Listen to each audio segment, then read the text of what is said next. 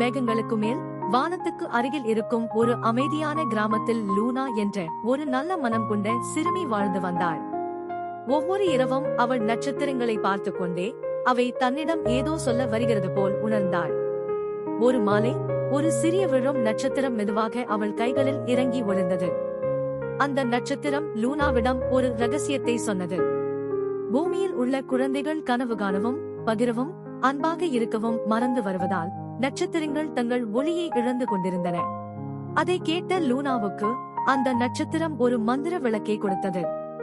அதன் ஒளி பட்ட இடமெல்லாம் மகிழ்ச்சி மலர்ந்தது. லூனா ஒளிரும் வானபாலங்கள், மேகக்காடுகள், நிலவொளி வயல்கள் வழியாக பயணம் செய்து பலருக்கு நம்பிக்கையை பரப்பினாள்.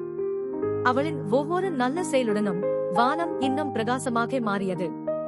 அப்போது லூனா உணர்ந்தாள், ஒரு சிறு குழந்தையின் கருணையும் இந்த உலகத்தை ஒளிரச் செய்யும் என்று.